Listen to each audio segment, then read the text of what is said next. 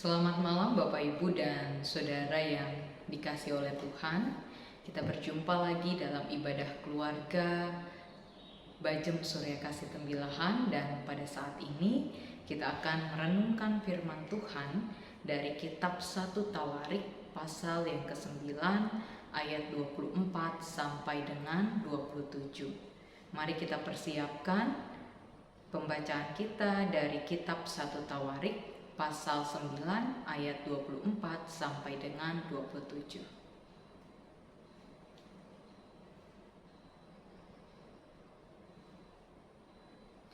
Jika kita sudah mempersiapkannya, kita biarkan Alkitab kita tetap terbuka dan mari kita bersatu dalam doa. Kita berdoa. Bapa kami yang bertahta dalam kerajaan sorga, Allah yang kami puji dan kami muliakan dalam Putra-Mu yang kudus, Kristus Sang Juru Selamat kami. Pada malam hari ini Tuhan, kembali kami datang menghadap hadirat-Mu yang kudus.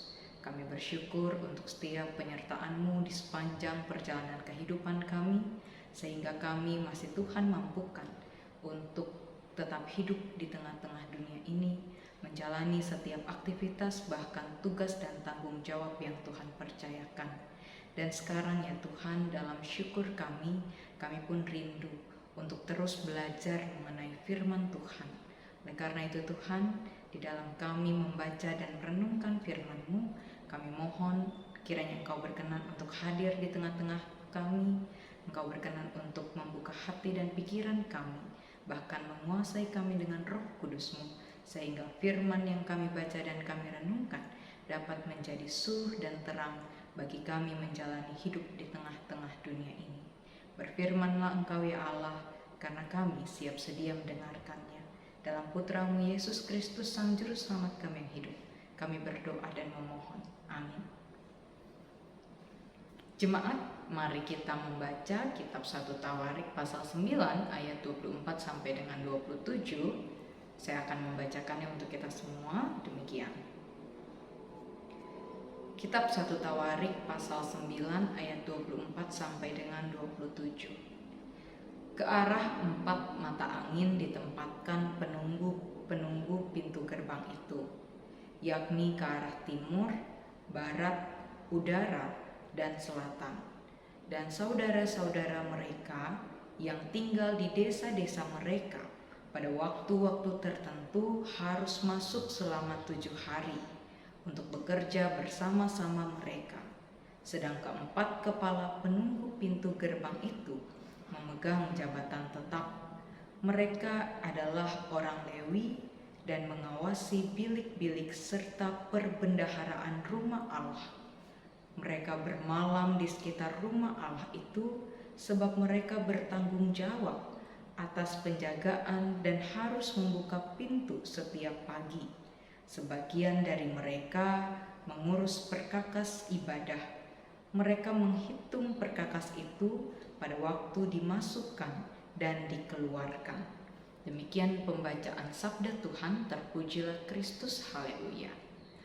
Jemaat yang dikasihi oleh Tuhan, kembali kita membaca kitab Tawarik, dan pada saat ini renungan firman Tuhan yang kita baca masih bercerita tentang silsilah yang ada di dalam kitab Tawarik.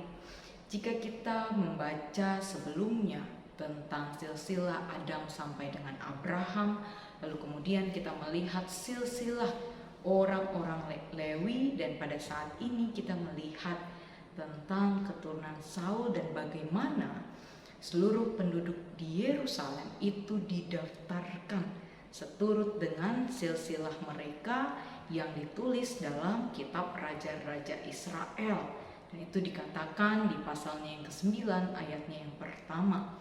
Dan pada pembacaan kita ini terlebih khusus, kita melihat tentang pembagian tugas yang dilakukan oleh orang-orang Israel untuk menjaga pintu gerbang, yaitu pintu yang ada di sebelah timur, barat, utara, dan selatan.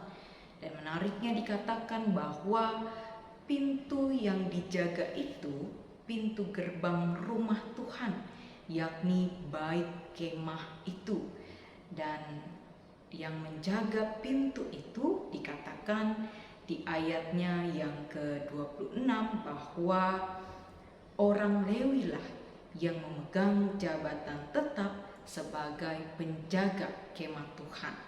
Dan di dalam pembacaan kita dikatakan bahwa meskipun orang Lewi ditetapkan menjadi orang yang bertanggung jawab penuh terhadap penjagaan rumah Tuhan, tetapi tidak menampikkan bagi kita bahwa orang-orang Israel juga diajak untuk berpartisipasi membantu orang Lewi untuk menjaga rumah Allah. Nah, karena itu dikatakan di sini bahwa selain rumah orang Lewi, bahwa ada orang-orang yang juga ikut bertanggung jawab untuk menjaga pintu-pintu kemah sesuai dengan keempat arah mata angin. Dan kalau kita melihat Bapak Ibu dan dikasih oleh Tuhan, di ayat 26 dikatakan bahwa orang-orang yang menjaga pintu kemah, baik orang Lewi maupun orang Israel yang ada pada saat itu, dikatakan mereka ada untuk bekerja bersama-sama, yaitu menunggu pintu gerbang.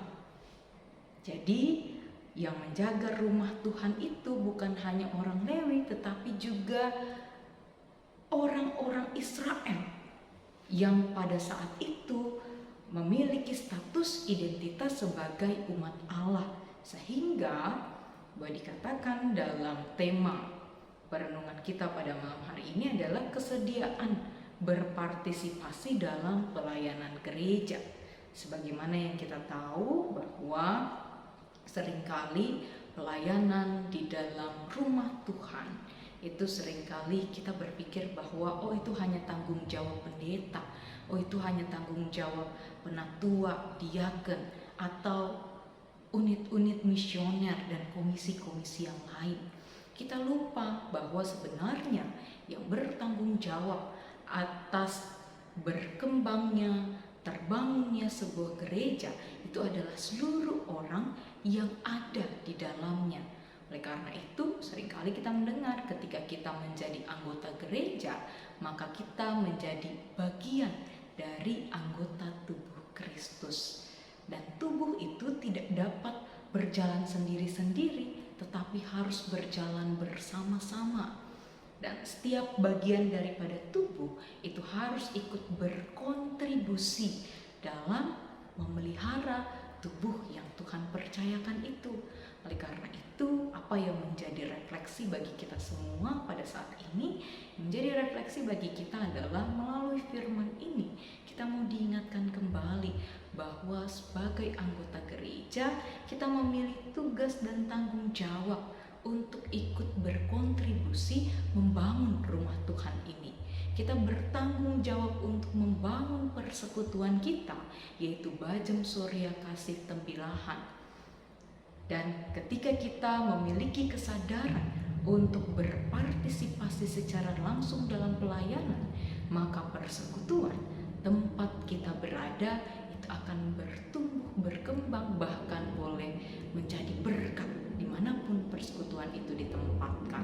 Oleh karena itu Bapak Ibu dan Saudara yang dikasih oleh Tuhan, dalam kehidupan persekutuan kita, dalam kehidupan beriman sebagai anggota gereja, kita tidak hanya disarankan menjadi anggota gereja yang pasif, tetapi kita menjadi anggota gereja yang aktif. Artinya apa? Artinya kita mau turut berkontribusi, turut bekerja sama. Untuk apa? Untuk membangun persekutuan ini. Dan kalau kita katakan kita mau berkontribusi, kita mau berpartisipasi, itu dapat kita lakukan dengan cara apa? Dengan cara pada saat ini kita akan menghadapi masa-masa pemilihan penatua dan diaken. Mari kita ikut berkontribusi dengan menyuarakan hak pilih suara kita.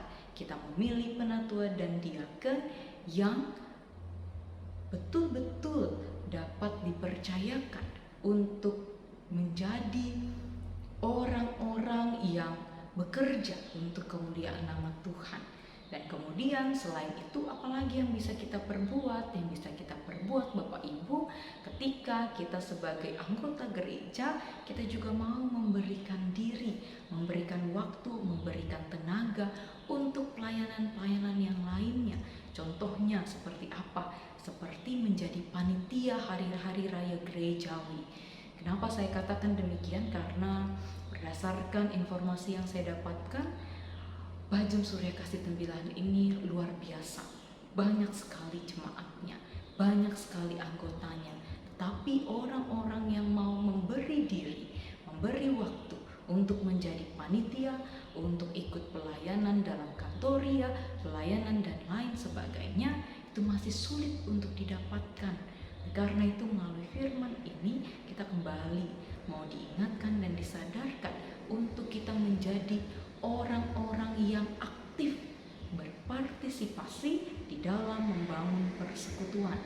Keaktifan kita dalam berpartisipasi membangun persekutuan ini itu adalah wujud dari sikap dan tindakan iman. Itu adalah aktualisasi dari iman dan percaya yang selama ini selalu kita katakan dan kita dengungkan ketika kita mengaku bahwa kita adalah pengikut Kristus dan sebagai anggota gereja kita adalah bagian dari anggota tubuh Kristus. Ketika itu pula kita sebenarnya harus memiliki kesadaran untuk mau memberikan waktu, memberikan diri, memberikan tenaga untuk membangun pelayanan di persekutuan kita, yaitu Bajang Surya Kasih Tembilahan.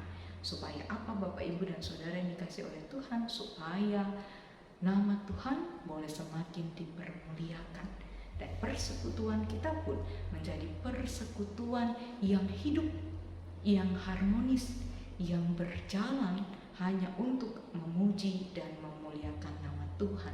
Jadi rumah Tuhan ini bukan hanya sekedar bangunan, tetapi terlebih lagi rumah Tuhan ini adalah orang-orang yang ada di dalamnya yang mau membangun tubuh Kristus untuk melakukan misi Allah di tengah-tengah persekutuan dan kehidupan kita sehari-hari.